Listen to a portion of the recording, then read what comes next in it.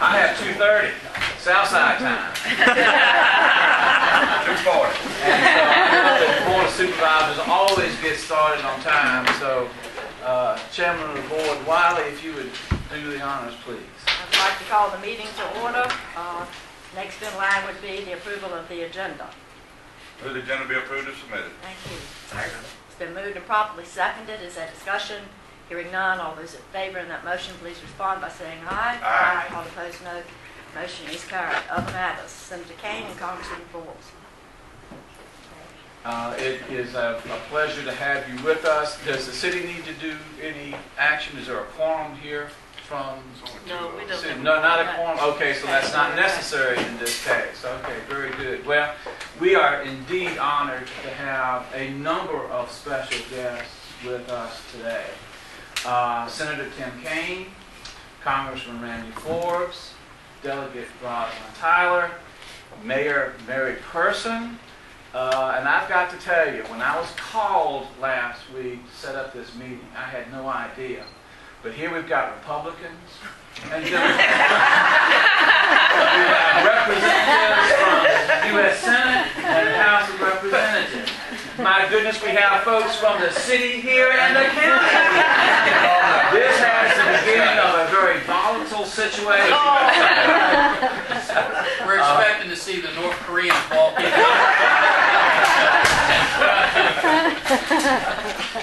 But we are just indeed honored to have you all with us today, and we appreciate y'all putting this together. Greens County is, of course, glad to host this. We've got, you know, if President Obama was here, we'd have to have beer. And in the Southern tradition, we have sweet tea. And so we feel like we can all get together over a glass of sweet tea and solve our differences. But we are glad that you're here. We have some issues, of course, we want to talk to you all about. And I know that there's some issues that you want to talk to us about. So with that, I'll turn the floor over to you. Well, let me just say a word, and then I'll introduce somebody who doesn't need an introduction, my friend Congressman Forbes. So I'm very happy to be here to talk to you here in the county and folks from Emporia and Greensville. The best work that you do is work you do outside of your office. So we work very hard in Washington, and I'm 4 months into this and still learning the ropes. But I really like when we have the opportunity and we're in a work week to get out and travel. And so a couple weeks ago, I told my staff that I really wanted to come and just have a dialogue with local officials here so that you can put on my radar screen the things that I should be watching for, ways that I can be helpful. And so this is really, for me, just about listening. I will say that I have really enjoyed my first 4 months in the Senate. I have a wonderful staff, and I have 3 staff members with me. Taid Davenport is my Richmond office director, and that covers an awful lot of Central Virginia all the way down here to the border and these communities. And Taid does a wonderful job. Heath Hyde is my executive assistant. Heath is over here. And then Lily Adams is my press secretary. Lily and Heath work out of the D.C. office, and Taid works in Richmond. So we have a great team, and that's a reason for excitement.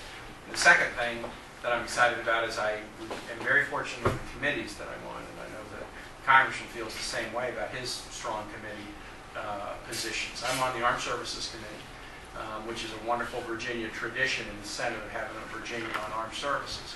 And I'm very passionate about it for the same reason we all are, that we are passionate about our country's defense. We're passionate because it means an awful lot to Virginia. I have a son who's a lieutenant in the Marine Corps, so that's an additional parental reason. And so I'm very happy to be on Armed Services. The second committee I'm on is the Foreign Relations Committee. All trade, anything dealing with America's relations abroad, those matter to me tremendously.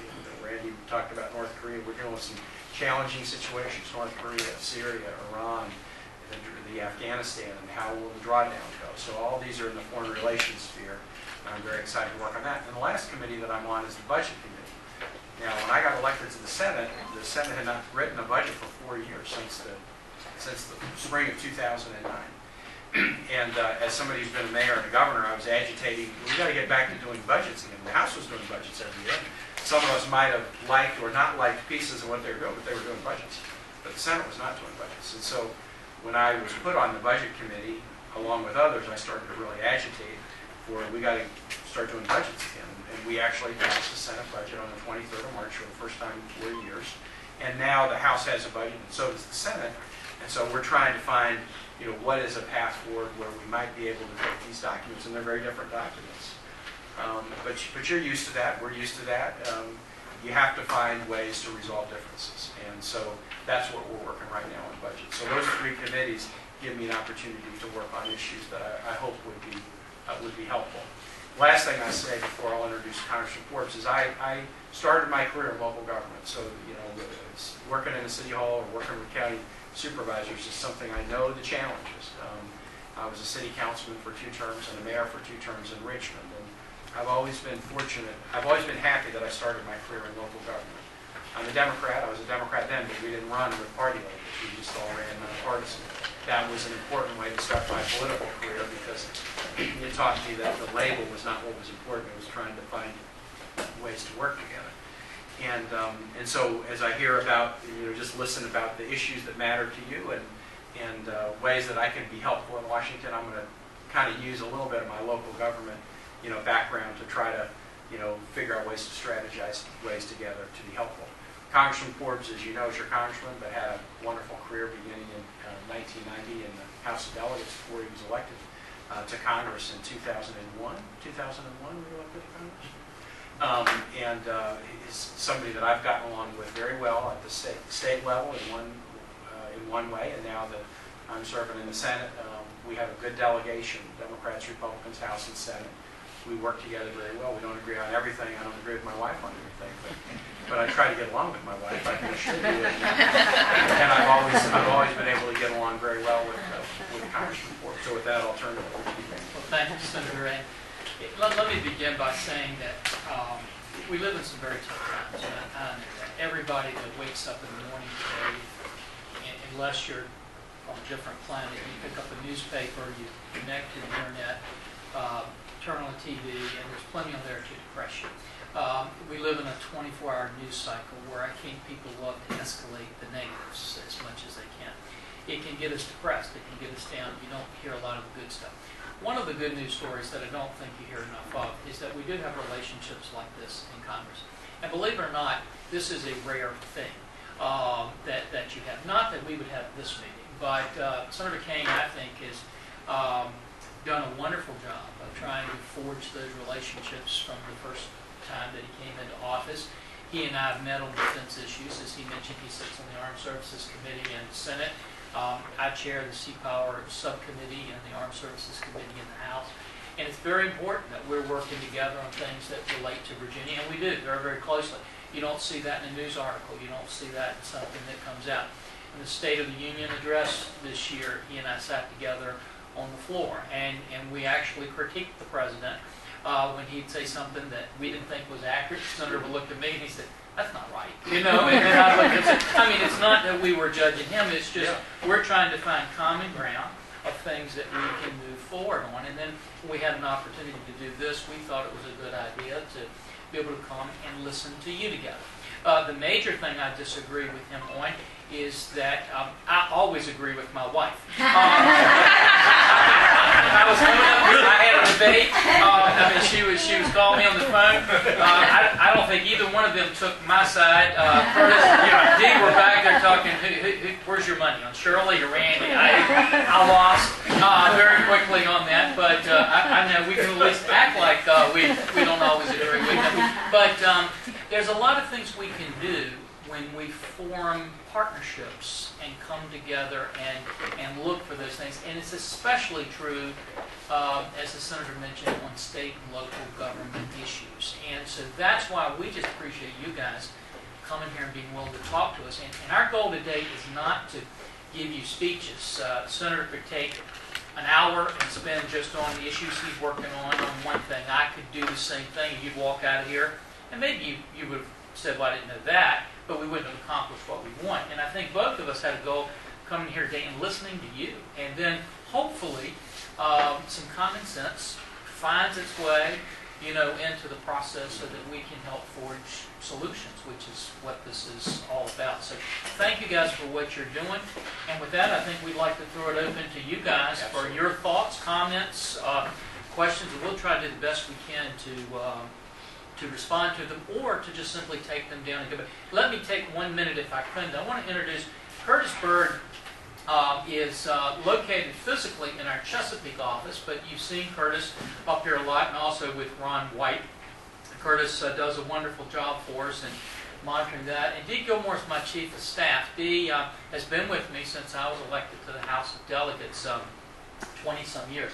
She was in banking, doing a great job there, and I conned her into coming to work for me for less money, more hours, but I told her we'll change the world. Kind of thing. She's been stuck in there for 20-some years, you know. So with that, thank you guys, and we'll turn it over to you. I have a question, and it's a concern that I listened to from some of my supervisors at the Department of Corrections, and I reckon it's all over the whole state.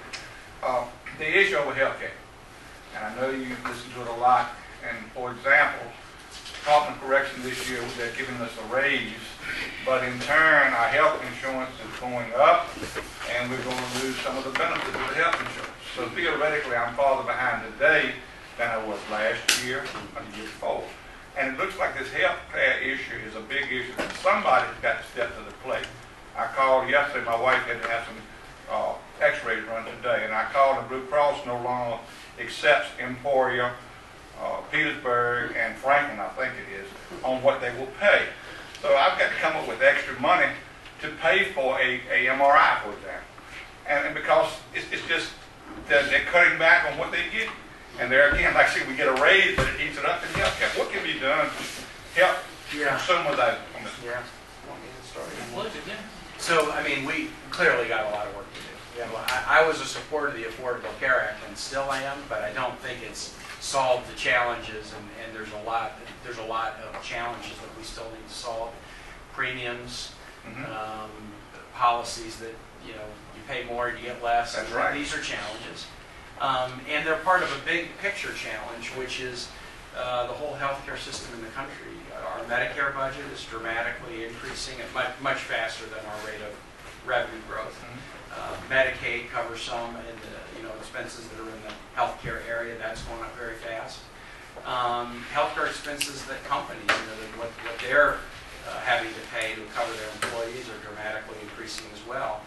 And we are nearly unique, we are unique in the world in that we spend a much bigger percentage of our GDP on healthcare, about 18%. Second place nation, I think, might be Switzerland. They're about 11%. And most nations, or even nations that have like public-funded healthcare programs, they may spend 8 or 9% of their GDP on healthcare. So we clearly have a lot of work to do. Again, I said I was in favor of the Affordable Care Act. I like the fact that youngsters can stay on the family policies now until age 26. I like the fact that pre-existing conditions won't block you from coverage. You may have to pay a lot to get it, but you won't be blocked from coverage. I actually had part of my family got turned down for coverage during the campaign because of one of my children had a pre-existing condition. But when we called them back and said, I don't think you can do that anymore legally, they said, well, let's check. And they called me back and they had to write insurance for us. So that's a pretty important thing for families. And so there's some other pieces of it. But what we have to do is we have to continue to find ways to save on costs. Here's something I'm excited about on that score. There is a Virginian who has been nominated to be the head of Medicaid and Medicare. So the single largest line item in the federal budget, even bigger than defense, is Medicaid and Medicare. And the Virginian is Marilyn Tavener, who was my Secretary of Health and Human Resources. And she is an absolute whiz at figuring out ways to control costs. But because she's a nurse, she comes at this from a patient perspective. She's not just going to control costs in ways that will hurt people, but she's very creative at it. So my hope is that we can, in Congress, work together on, let's put some reforms on the table. I think we're a little bit past now in Congress, do we keep Obamacare or repeal it, and we're now on to, well, what reforms do we need? Let's fix this, let's fix this, let's fix this. And I think we've got a leader now running Medicaid and Medicare who will help us be able to find ways to save costs. Bottom line, and then I know the Congressman will want to weigh into it too, the main thing we need to do as a nation, I'm convinced, is for a long time we have paid for procedures.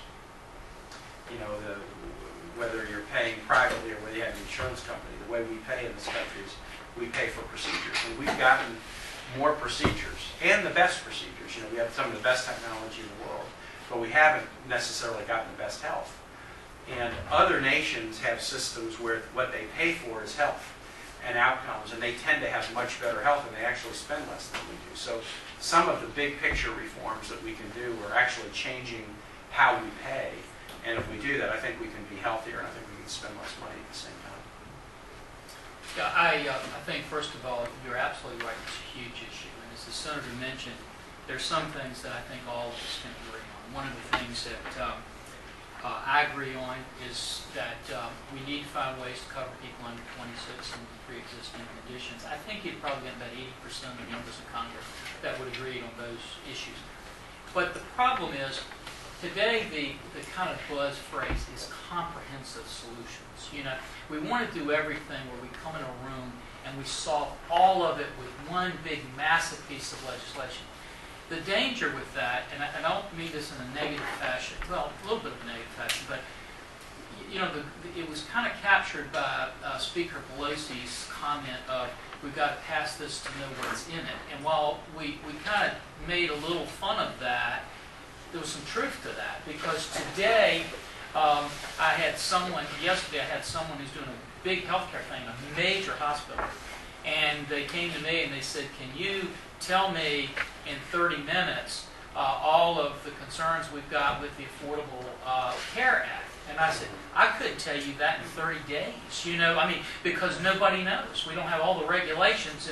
And so what happens is when you have something this massive and comprehensive, we don't know the ripple effects of all of that. And let me tell you some of the ripple effects.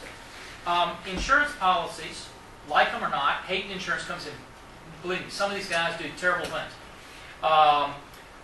But the premium rates are going to go up this year, not down. I mean, I dare say that, you know, with the Affordable Care Act, I don't think any of you are going to find your insurance company calling you and saying your rate's going to go down this year.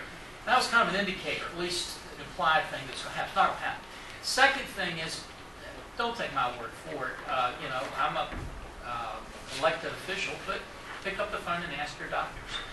We called 1,000 doctors in our district. I called 7,500 nurses. None of them supported this act. And we find doctors today, and chief of staff will tell you, you know, ask your doctor. Many of them are walking away saying, I'm not going to continue to practice if this is what I get. So if we end up with a situation where, to save a little bit of here, our policy rates are going up, our doctors are walking away. Here's the third thing. Those people under 26, if you do the math, their policy premiums are going to go through the roof now. And a lot of them are calling me and saying, I can't afford this coverage. Now here's the big thing though. All these businesses that are supposed to be given the insurance. I met this week, had dinner last week with the largest concrete contractor in the country.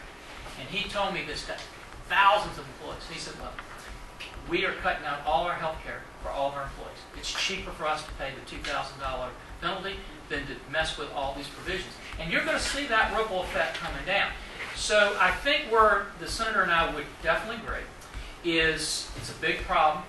I think where we may disagree is I think we should take it on a more incremental approach, because then if we make a mistake, it's easier to correct it, you know, at that point in time. The other thing, and I think we both agree on this, even though I haven't talked with it, I think we need to have a greater emphasis on the prevention part of it. Wouldn't you agree with that? And part of that is, this is the good news story in this. We've got some tremendous companies in Virginia that are doing incredible research. We've got a company now, if I did a panel of blood for you, and I was your internist, normally I do about 6 panels of that blood. And if it comes back, the way they rate that is it's either green, red, or yellow. You don't want red. You prefer not to have yellow. Obviously, you want green. If all of those come back green after you get your blood tested, there's a 49% chance you will still have an event, which means either a heart attack or a stroke. There's a firm in Richmond, that Senator's been to, I've been to. They now do, for the same price, about 17 or 18 of those tests. And they can predict long-term the problems you're going to have, and every one of them can be corrected with either medicine or exercise or the food you eat. Imagine if we could come into the population as a whole everybody in this room, do those screenings. And then I walked up to you and said, Rosalind, here's what you can do. If you just change A, B, C, D, you're probably not going to have a heart attack or a stroke. But if you're not going to do that, your premium's going to be higher. You know, and I give her some incentives. Their results have been incredible. One of the things that we proposed, you remember when they did the automobile bailout? I did not support that. It was first proposed to be $50 billion. It was ultimately $79.5 billion. But there was a Democratic congressman by the name of Lipinski. He and I wrote a provision called the Patient First Act that said this. What if we had NIH do their research, not based on politics, right or left, but based on near-term clinical value to the patient? And we gave $25 billion. I know it sounds like a lot, but we gave $25 billion to the National Institute of Health and said laser on 3 illnesses: Alzheimer's, Parkinson's, and diabetes. Now, we didn't pick those because we like those illnesses better. We picked them because with an aging population, they're the ones driving our healthcare costs through the roof. If we had been able to just prolong the symptoms of those illnesses for 2 years, we wouldn't have to cure the illness. The healthcare costs would have changed like nothing we've seen in decades, not to mention the quality of life. And we were with the company in Richmond, and we talked about that, and we said we probably couldn't have cured it. The top researcher leaned over and said, for those dollars, we would have cured diabetes. Now imagine if we were putting money there, the kind of impact we would have. So I think both of us agree we've got to have some major tweaking, reforms to the Healthcare Act. I think what I'd like to see us do is come together, Republicans and Democrats, and say, let's put some money in research, nailing it down to some of the key illnesses, so that maybe we can turn those healthcare costs around. And how about if we give you a challenge too? So there are things we can do in Congress, but for local governments, the point that Randy made that let's focus on, before you focus on healthcare, focus on health. You know, we sometimes are so focused on how can we manage a sick population, we ought to be focusing on what can we do to promote health. That's the kind of prevention strategy that enables us to save dollars. And local governments can play a huge role in that. Corporations seem to be pretty good. Yeah, so whether, you know, the programs you offer in the rec and parks, the educational, things that you can offer to folks to learn about nutrition, exercise opportunities, the influence you have over schools and the exercise opportunities there. These are all things that can really help us deal with some of these healthcare challenges. Please, Martha. I think one thing with the healthcare, if they would just leave it healthcare, but they've gone from 16,000 codes to 140,000 codes. Mm-hmm. They've got 9 different codes on how a turkey can attack you, whether it bites you or pecks you. They're different codes. Also in Obamacare, there are a boatload of taxes on real estate. Now, I'm in real estate, and between the Dodd-Frank bill and the Obamacare, it's going to finish killing real estate once they're in full effect. I'm telling folks about the $250,000 increase. They're going to be taxed 3.8% if they make that much over. People they don't want to sell their homes. They have to sell their homes. We have people who have sent in, they were nearly at foreclosure. They owed the bank $1,300. They sent the bank $1,200. The bank sent the $1,200 back, saying, too late, we've already started your foreclosure proceedings because of $100. You know, there's no sanity in the world today, not in real estate. And if we can eradicate the Dodd-Frank bill and get real estate out of Obamacare, it doesn't belong there. We've already gone from 2,000 approved pages that nobody knew what was in it to over 20,000 on the Obamacare. And that's, it's just, it's like, Martha, I'm going to come back at you because I am open. Anything that anyone wants to do to reform Affordable Care Act, I'm all for it. In fact, I voted for a reform about a month ago, a pretty important piece, which is this medical device tax. I voted to try to find a reform for that. I'm all for finding it. So if there are pieces that we need to reform, I'm for it. But I will fight against the repeal of Obamacare completely. Because, and the reason for that is because there are millions of Americans who had pre-existing conditions, who were being denied insurance for decades, and we weren't doing anything about it. Now, by law, they cannot be denied insurance, and that's a very good thing. And I don't think many people are against that. Yeah, I don't. and I think that, and maybe that is the beginnings of the right way to find reforms. I don't think people were against the pre-existing conditions being taken care of, because there was a real injustice there. If you were a child and you had leukemia, now childhood leukemia is a condition that can be cured, and then you're fine for the rest of your life. But if you have that diagnosis and you're sick, and then you end up with a pre-existing condition for the rest of your life, and you can't get insurance, that's what people were living under. Millions of kids being able to stay on family insurance policies is a really important time.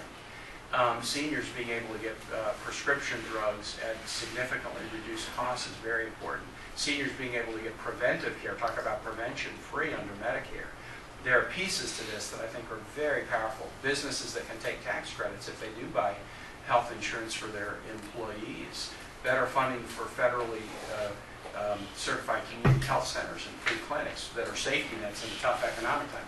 There's so many pieces in there that I think that Congressman's right. There are pieces in there where you could say, would it meet the 80% threshold? You could find a number of pieces that would.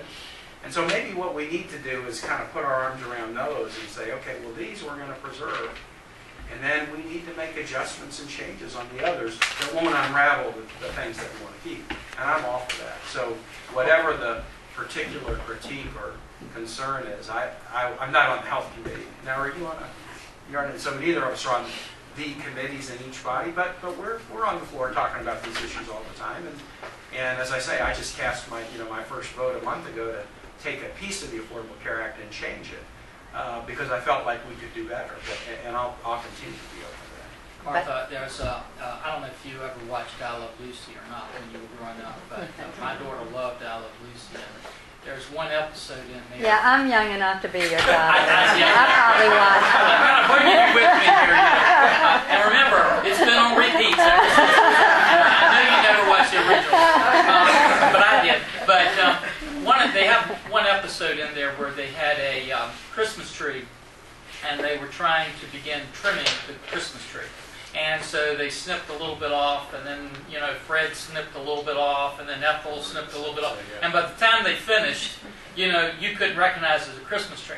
So I think where the Senator and I are is I have no problem if we want to say we're not going to repeal it. But I will tell you that the reforms we need to do to it will be so much snipping that it won't look like it looks today. Because what you are talking about, if we walk through everything that we've just talked about, youngsters under 26, pre-existing conditions, free clinics, we could have done all of those things without having to have these other weighty things. And we've got prototypes of free clinics, and the people were screaming to us, this is what we need. They said, not Affordable Health Care Act. This is what we need to do this. So my point is, sometimes we do something with good intentions, but the ramifications are huge. And one of the ramifications are huge. It's not just real estate. It's investment income that comes in, which means people are going to be looking and saying, and some of the people using this money are retirees, the very people we want to help. They're going to be getting hit with these taxes. The other thing, there are some very simple things we can do. One of the things being worked on in Virginia is an insurance card. You can go anywhere in the world today and pull out your ATM card. You go to China, put your ATM card in a machine, and they can tell you to the penny how much money you've got in your bank account. But there's nowhere you can go to find out what you've used on health care and those kind of things. And we've got companies in Virginia that are working on it. We should be moving towards that. Tomorrow we get 90% of the people in Congress agree with that. We'd save millions and millions of dollars by just knowing how many tests you've had, where you've had them, and how much you got. We'll do that tomorrow because we can agree to that. Second thing is, one of the good things is electronic charting, which is very important. The doctors, and while I'm not on the health care bill, I represented more doctors when I was practicing law than probably anybody in Congress. I represented a lot of doctors, so I know the world they lived in. The coding you're talking about, the difficulty with the coding is that it's not a science, it's an art. And you can at any time make mistakes in that coding. We can simplify all of those things without having to put these huge taxes on people. But here's the problem I have. Small businesses today have their backs up against the wall. if they fall, you're not going to have the taxes to do any of the stuff that's around you because they're the ones carrying this on their shoulder. And here's what I just respectfully say we're doing to American businessmen. I take an American businessman, line him up with a competitor someplace around the globe, and even if he's faster, smarter, and better, I start him out and I have a weight of regulations he's carrying on his shoulders that foreign competitor is just not carrying. If he runs that first lap, and if he's close, instead of rewarding him, I put an additional set of weights called taxes that his competitor's not paying. If he then runs that lap and comes in, I don't take any of those off of him. I put a third set, which is more litigation. Not that he loses, but the litigation cost is much higher than his competitor. And here's the part that really frustrates business people. Don't take my word for it. Ask them. If they still somehow miraculously manage to win the race, we walk up and take their prize away from them and say, now I'm going to share this with everybody, even the people that didn't run in the race. And we're wondering why they're walking off the floor and saying, not me, I'm not going to invest in it. And that's the only thing that concerns me, that we just need to be wise in what we do and talk to business people and say, how's this going to impact your life? Because if that business guy, that contractor, takes all of his people off insurance, I'm going to tell you, the weight of this thing is going to crush this whole plan, and it's not going to work. I'm not so doom and gloom about our business community, or even about the balance between, and maybe coming up in Virginia that was, Forbes' best state of business every year, and when I was governor, and looking and knowing the business leaders who make it so, and even looking at where our economy is today compared to a lot of the other economies in the world. I wouldn't trade the U.S. economy today for any economy in the world. I wouldn't. People think that China's economy is like, the gold standard, but we've been the biggest economy in the world since the 1890s, and we still are today.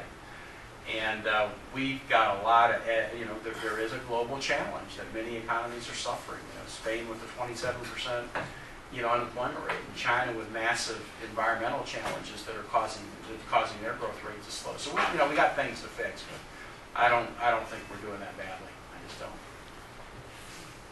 The question I have is exactly on the points that you just both raised. One of the biggest challenges, one of the biggest priorities to us here locally is our local economy. We put a lot of time and effort and money into economic development here. Last July, General Electric announces it's closing its Wisconsin plant and moving to China. We are running a 10% unemployment rate here.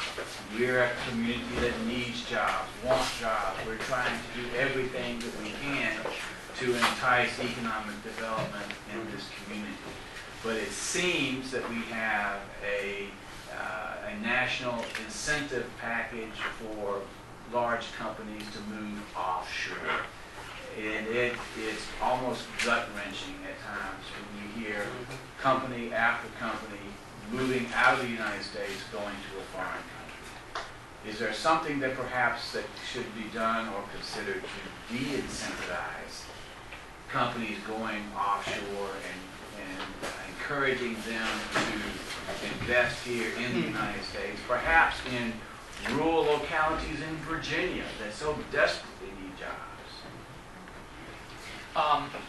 Great question.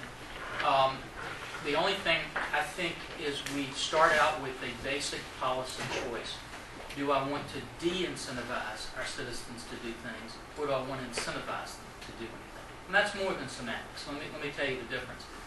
I hear so many people that want to punish this business or this business, and they say, I'm going to tax them to make them do this, or I'm going to force them to do it. I'm going to put this on them so they can't do it.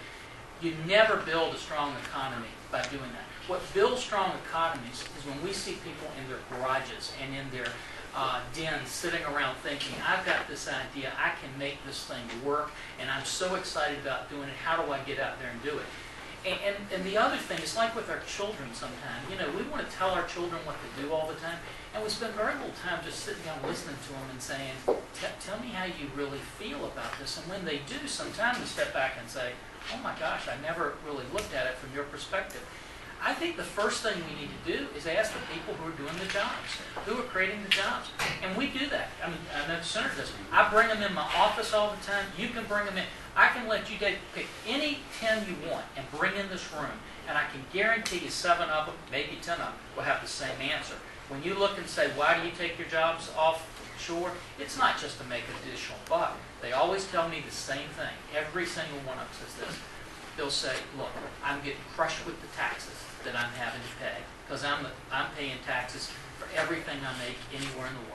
Number 2, they'll say, my litigation cost is just too high because every time I turn around, I'm getting paid additional litigation. And the third thing, and this is where, Senator, I just disagree on, is the regulations over and over. And don't take my word, I'm not creating those jobs. I'm talking about the business people. They're saying we are strangled by regulations that half the time don't make any sense at all. And so the thing I would say, if you want to incentivize them to come back here, best thing I can look at it and say is, how can I be reasonable in the regulations? How can I be reasonable in the taxes? And how can I be reasonable in your litigation? Now, the great news is, one thing I agree with Senator on, we got some wonderful businesses doing great things, but they're doing it in spite of government, not because of government. And imagine what would happen if we could really incentivize them and say, we want you coming here, we want you doing this. And we've got, let me just take one example. The steel manufacturing in Virginia Beach, they can outproduce any company in China any day of the week.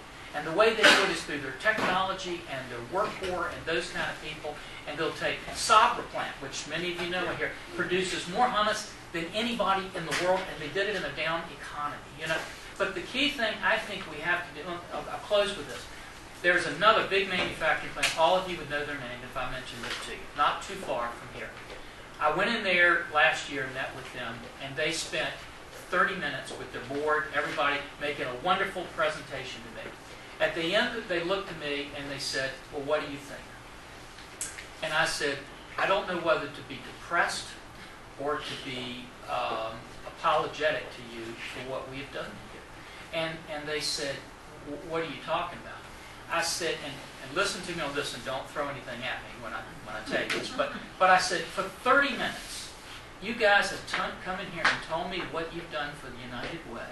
You've told me what you had to do for, all of these environmental things, and everything, all of which are good things. But in 30 minutes, you never told me one time how you were going to upgrade your equipment and be able to make that widget better, faster, and cheaper than anybody in the world. And I said, I travel there all the time and I watch them. I guarantee if they had a similar meeting in China today, they're sitting in that room saying, how do I make it faster, cheaper, better than the Americans? And so what I would say today is, if we want to really incentivize, and we can, our companies can do great things. You just have to listen to them a little bit more. And if you listen to them, they're going to tell you, don't kill us with more taxes. Don't kill us with more regulations. Don't kill us more, and they will come and they'll flourish. That's my thoughts. So a couple of thoughts, and this is a good question because then I'll finish with the question to you, which is, why don't you give us the status on your super site, the mega site here? I was hoping you'd ask that. This slate is here somewhere and is prepared to do that. I think we would both like to know because we can both watch for opportunities. So the business is moving overseas to China. I kind of agree with the point that Congressman made earlier on the healthcare. There are things I like about it, but then there are things that have some consequences. You look at the consequences and say, that's not what we want and we got to change it. And I think the tax code sometimes does that too. We never put tax breaks in place to encourage people to move jobs elsewhere. That's never the reason that something is put in the tax code. But sometimes you can put a code together and it's very complicated. I think one of the things we would probably both agree on is making the tax code a whole lot simpler would be a very good thing. But there can be, deductions and credits and things like that in the tax code that can actually give people an advantage to move jobs elsewhere and give them a deduction for moving expenses when they do. That really wasn't what we intended. And so, you might want to go into the Affordable Care Act and then do some serious pruning and surgery. I think there's some things in the tax code that could help us at least take away some unintentional incentives that require people to move. But here's the beginning of a good news story on the manufacturing side.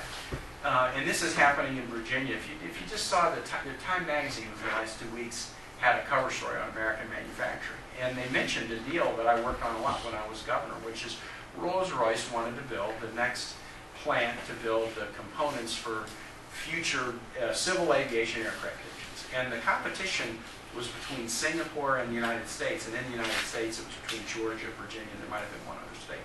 And they ended up choosing Virginia, and they are open up in Prince George, and the plant is open, and there's a Commonwealth Center for Advanced Manufacturing right next to it. They could have gone to Singapore. They could have gone to China, but they decided that they wanted to come to the United States, and they came to Virginia. IKEA manufactures furniture, you know, and they've been doing all their manufacturing in Eastern Europe, like Poland has been the place where they've done a lot of it. They decided, we have a lot of customers in the United States, it's a great market. We ought to build a plant in the United States. They built a plant in Danville.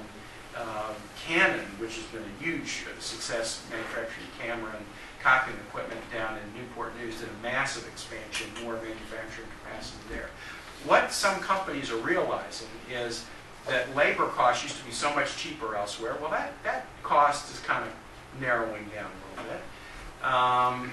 Transportation to ship products from China around the world, well, transportation costs are going up, so that's costing a little bit more. And American manufacturing is actually starting to come back. Now, here's the challenge. It's manufacturing that is highly automated, robotic. So a manufacturing plant that used to have 1,000 employees now will have just tons of machinery and 150 employees. And the training for those 150 employees is, you know, pretty intense. But there is a real sense, this Time magazine article is a really good one about, you know, there are great opportunities to bring manufacturing back to the United States because we got a good work ethic.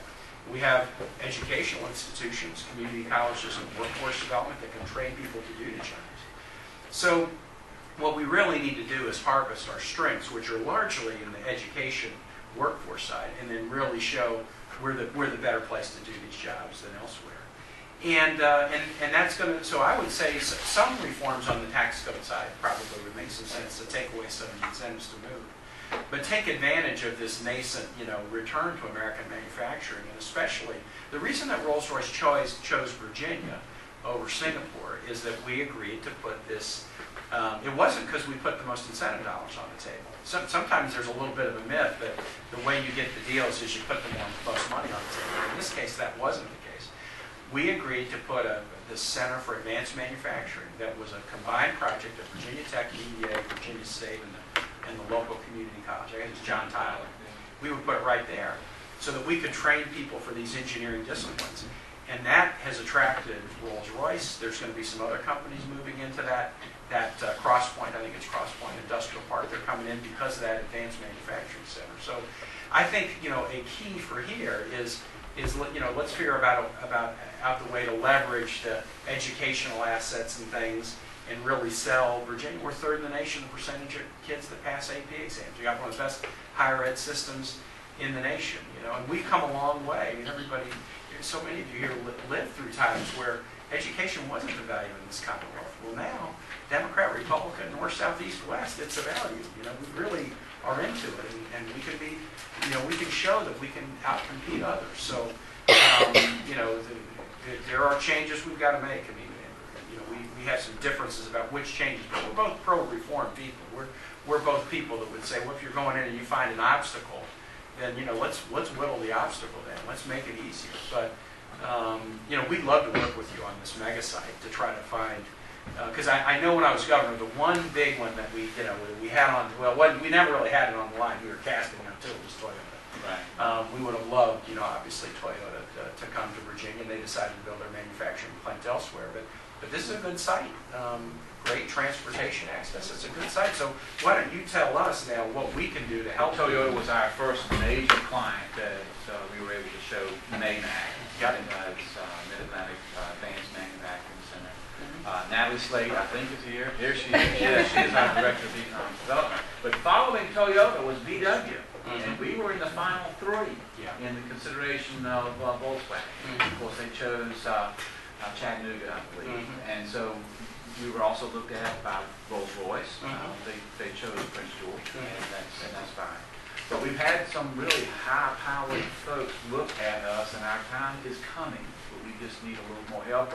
Natalie's prepared to give you a status report on Maybank and the request. Because we wanted to help on that. One of the biggest hurdles that we felt we needed to jump was site readiness. Every client that's coming now wants to know how quick can you do it. And since this is an undeveloped site, the biggest hurdle we needed to jump was engineering plans to construction-ready documents for water, roads, sewer, all the utilities. That would give us 9 months to 12 months ahead of the ball game. So when a client comes, we can just pull the construction documents off the shelf and get ready to go. The Tobacco Commission has been a huge help in property acquisition and site readiness. Between the Tobacco Commission, the City of Emporia, the County of Greensville, and the Virginia Department of Transportation, we have over $20 million dedicated to the site.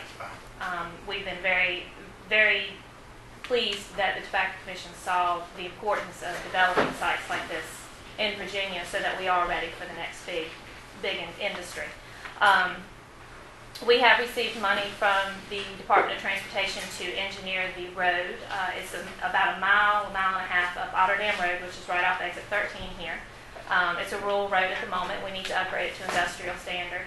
And that is being done right now through a grant through VDOT. We have also applied to VDOT for construction money. And I was told today that it is recommended by the staff, and that it will be in their budget to award approximately $3 million to the construction of Otter Dam Road. So we anticipate the road being complete by the end of 2014, and that will be a great gateway into the site to bring a client through. We have plans to upgrade the wastewater treatment and the water treatment, which the water, we have partnered with the city to bring water to the site. And they are building a new water treatment facility that will have the excess capacity needed to serve this site. Our big hurdle now is the engineering of the water distribution system and the sewer collection system. It is about $1.5 million, just under $1.5 million, to engineer those designs to construction-ready documents. And we have kind of hit a stumbling block on finding funds for that. Most of the grants require you to have a client in hand.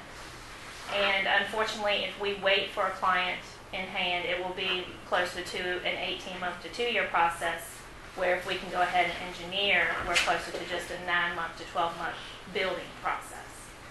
So we would appreciate any support or financial assistance you can help us find to try to pay for that.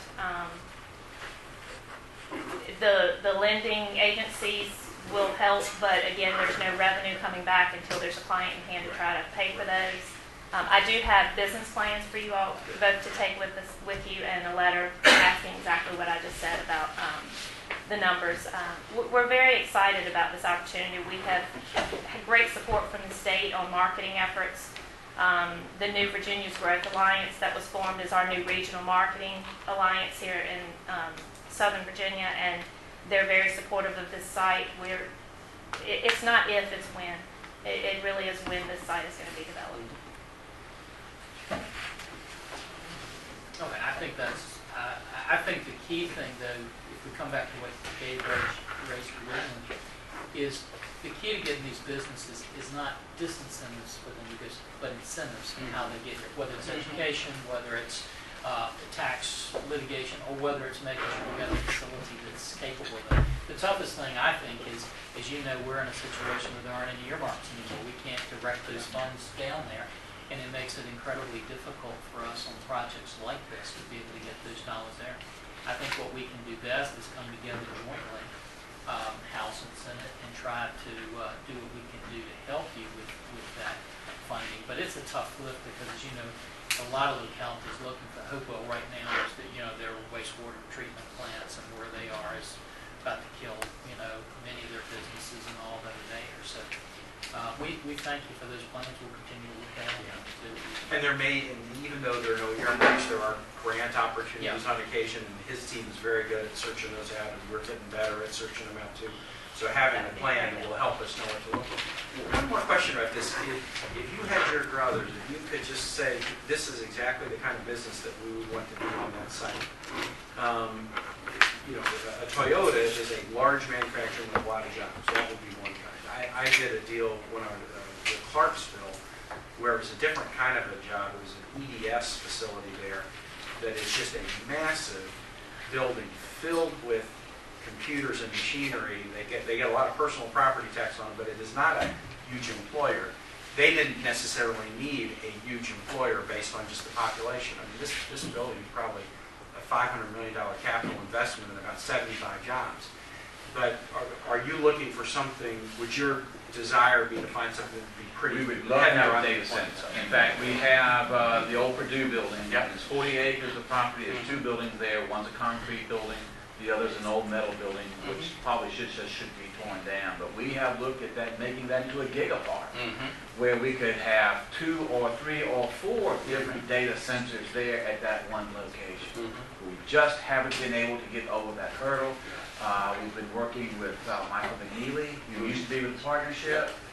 He's consultant. He's in business on his own. He's retired now, and he's kept in contact with us in order to accomplish that. But that is just high on our priority list, the data center. Well, the other thing that we can do too is that, we both just interact with people all the time. So we might run into somebody who is interested in an expansion or a relocation, have the opportunity to, knowing about the site and its virtues, to say, hey, I remember. And you never know what those Yeah. companies are. Like under your administration, Hewlett Packard was Yeah. this close to coming to Virginia. Yeah.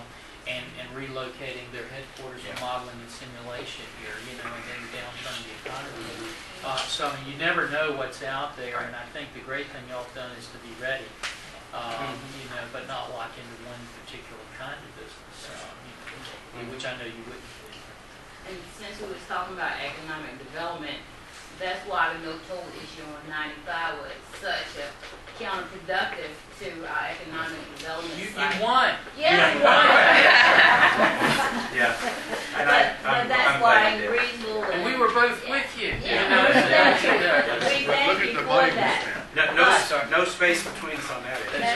But in conjunction with that, I know that the Virginia Highway Administration is doing a study called MAP 21, that they're studying the roadways across the country.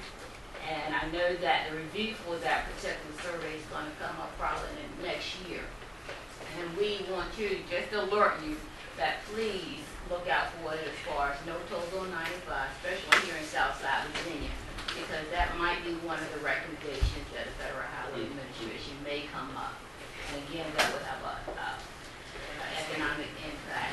Let me congratulate, the House and the Senate and the Governor on the transportation plan, because I think that takes all the pressure out of the toll move for 95. But it was, it was a complicated bill, and it was bipartisan, and everybody had to give a little but there's going to be significant investments that will be made that will help the economy throughout Virginia. So I congratulate, both houses and the Governor's office for getting that done. What other issues or concerns, things that we should take back with us?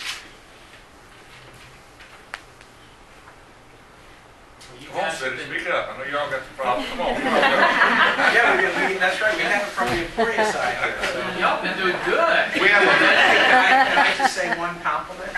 So the buzz at Logan's at lunch was good relations between the city and county.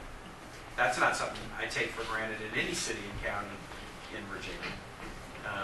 Having traveled around and watched those challenging relations between cities and counties, I will just say the buzz at Logan's at lunch was good relations between city and county. So that's something to just report. Come on, Murray. You got something on your mind. We're just happy to be in partnership with the county on this mega site. And we're looking for the return. And of course, it's on everyone's mind about, economic development. And we have people moving out of the area because they can't find jobs, which has a ripple effect to our education system, and the numbers are down for education as well, which in turn affects our dollars that our county receives for education. location. So it has a ripple effect. So the more jobs that we can find for our people to keep them in an area, the better off we will definitely be. And we're in such a great location. What other town has 58 and 95 running, you know, in the intersection? It's a great place to be. And we look forward to making some things happen. And On with the, new is the mega leadership. site just Emporia in Greenville, or is Brunswick? Mecklenburg County. And- Brunswick chose not to participate, But but Mecklenburg Mecklenburg is County. too. That's good. And I'd like to say, one of the ways that VDOT stepped to the plate, I was really impressed. They came to us and said, we realize that our Economic Development Access Funds, the amount and the way that the policy is written, won't touch a road that you need to build out to a site like this. So they met with all of, there's 2 or 3 other sites that are trying to become McCollum Swing certified and develop. They met with all of the managers of those sites and said, what can we do? How can we change the policy to help you? And what they did was they rewrote the policy to allow engineering to be a standalone grant application, where before it was only construction. If that had not happened, we still would not have the engineering for the road. So if there's anything, I know the EDA has grant funds, but that's one that's very strict about having jobs attached to it and not prospective jobs. If there's any way that something can be looked at for these type of sites, I know if you open it up to any prospective development, you'll just be bombarded with requests, but if it's, you know, mega sites that mainly for these OEMs to come, if there's any way we could look at some policy to change that would help too, because it's really hard. It's the chicken and egg we always talk about. You know, you can't get a client till you build the utilities. You can't build the utilities till you get a client. So it's hard to, especially with the size, something this size. Great. We want to thank you guys for taking this time. When these guys start standing up like this, it's kind of like when your mother gives you the look. You know what the look is. And I don't know, Senator, do you have any closing comments? I'll just say, good to do this together. And you know, I think we're walking away with some challenges. You've given us some challenges, and I would love to work together with you if there are potential grant opportunities out there to help deal with this that we might not have seen yet. Maybe we can try to find them. The nickname way would just be fun to find a prospect or two and try to get them to We'll come take down this here. to one. So that might be something we could brainstorm about too. But this is helpful. Thank you. We'll do that. And Mary, I think your comment is one that we don't want to play down too much. We were in another locality earlier today, heard the same thing. What happens is that businesses start walking, and then the kids start walking, and then the school systems take a dive, and then the restaurants start closing, and you know the rest of it. And I want to just give you this story. We can be the smartest people in the world, and we can sit in this room and think we're going to tell all these businesses why they need to stay, what they need to do. The only word of caution I would give, we better listen to them. I think it was the 80s, maybe the 70s, I don't know if you guys remember Peugeot or not, but Peugeot tried to sell cars in the United States.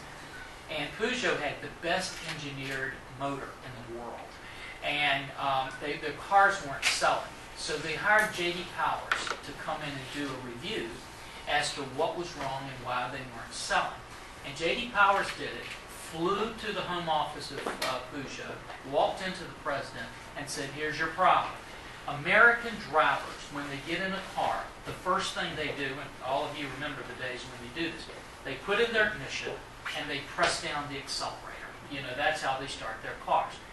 Your cars are so finely engineered that when they press down the accelerator, the engines are stalling out, and they think it's something wrong with the engine.